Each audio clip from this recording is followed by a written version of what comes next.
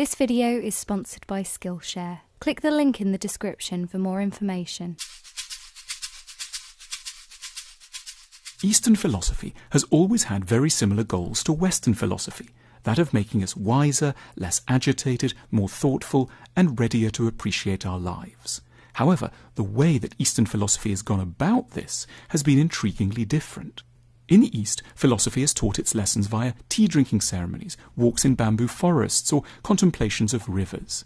Here are a few ideas to offer us the distinctive wisdom of a continent and enrich our notions of what philosophy might really be. This is the first and central noble truth of the Buddha, and it states that life is unavoidably about misery. The Buddha continually seeks to adjust our expectations so that we will know what to expect. Sex will disappoint us, youth will disappear, money won't spare us pain. For the Buddha, the wise person should take care to grow completely at home with the ordinary shambles of existence. They should understand that they are living on a dunghill. When baseness and malice rear their heads, as they will, it should be against a backdrop of fully vanquished hope, so there will be no sense of having been unfairly let down and one's credulity betrayed. That said, the Buddha was often surprisingly cheerful and generally sported an inviting, warm smile. This was because anything nice, sweet, or amusing that came his way was immediately experienced as a bonus, a deeply gratifying addition to his original bleak premise. By keeping the dark backdrop of life always in mind, the Buddha sharpened his appreciation of whatever stood out against it. He teaches us the art of cheerful despair. Metta is a word which, in the Indian language of Pali, means benevolence, kindness, or tenderness. It is one of the most important ideas in Buddhism.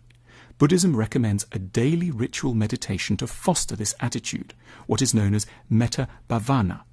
The meditation begins with a call to think very carefully every morning of a particular individual with whom one tends to get irritated or to whom one feels aggressive or cold, and, in place of one's normal hostile impulses, to rehearse kindly messages like, "I hope you will find peace," or "I wish you to be free from suffering." This practice can be extended outwards ultimately to include pretty much everyone on earth. The background assumption is that our feelings towards people are not fixed and unalterable, but are open to deliberate change and improvement with the right encouragement.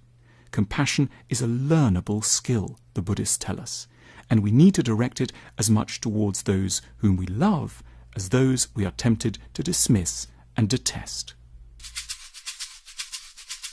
Guanyin is a saintly female figure in East Asian Buddhism, strongly associated with mercy, compassion, and kindness. She occupies a similar role within Buddhism as the Virgin Mary does within Catholicism. There are shrines and temples to her all over China. One in the province of Hainan has a 180-meter statue of her. Guanyin's popularity speaks of the extent to which the needs of childhood endure within us. She is, in the noblest sense, mummy. Across China, adults allow themselves to be weak in her presence. Her gaze has a habit of making people cry, for the moment one breaks down isn't so much when things are hard as when one finally encounters kindness and a chance to admit to sorrows one has been harbouring in silence for too long. Guanyin doesn't judge. She understands that you're tired, that you've been betrayed, that things aren't easy, that you're fed up. She has a measure of the difficulties involved in trying to lead a remotely adequate adult life.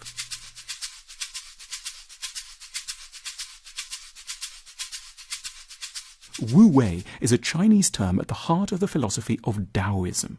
It is first described in the Tao Te Ching, written by the sage Lao Tzu in the 6th century BC. Wu Wei means not making an effort, going with the flow, but it doesn't in any way imply laziness or sloth. It suggests rather an intentional surrender of the will based on a wise recognition of the need, at points, to accede to, rather than protest against, the demands of reality. As Lao Tzu puts it, to be wise is to have learnt how one must sometimes surrender to the whole universe. Reason allows us to calculate when our wishes are in irrevocable conflict with reality, and then bids us to submit ourselves willingly rather than angrily or bitterly to certain necessities. We may be powerless to alter some events, but for Lao Tzu, we remain free to choose our attitude towards them, and it is in an unprotesting acceptance of what is truly necessary that we find the distinctive serenity and freedom characteristic of a Taoist.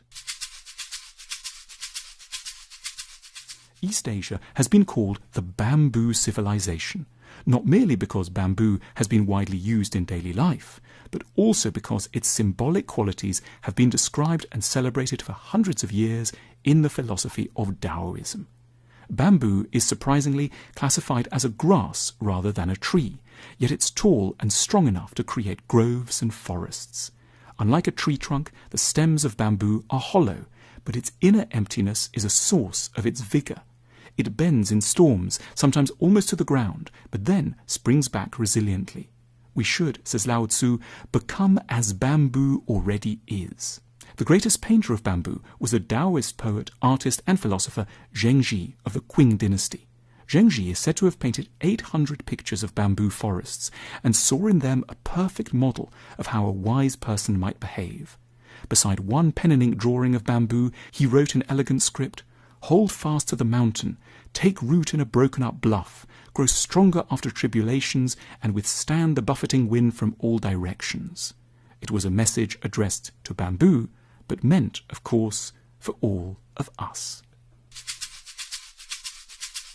Since the 16th century, Zen Buddhist philosophy in Japan has been alive to the particular beauty and wisdom of things which have been repaired. Kintsugi is a compound word made up of two ideas, kin, meaning in Japanese golden, and tsugi, meaning joinery. In Zen aesthetics, the broken pieces of an accidentally smashed pot should never just be tossed away. They should be carefully picked up, reassembled, and then glued together with lacquer inflected with a luxuriant gold powder. There should be no attempt to disguise the damage. The point is to render the fault lines beautiful and strong. The precious veins of gold are there to emphasize that breaks have a rich merit all of their own. It's a profoundly poignant idea because we are all, in some ways, broken creatures. It's not shameful to need repair. A mended bowl is a symbol of hope that we too can be put together again and still be loved despite our many evident flaws. We partnered with Skillshare today, and they have given us an amazing offer to pass on to you. The first 500 people to sign up using the link in the description will receive a 2-month free trial. If you haven't heard of Skillshare before, it's home to thousands of classes in graphic design, animation, web development, music, photography, design, and more. You can start learning how to do just about anything. In 2 months, you could easily learn the skills you need to start a new hobby or business. Is there a project that you've been dreaming of completing, but just aren't sure if you have the skills to do it? Why not start right now and sign up to Skillshare using the link below?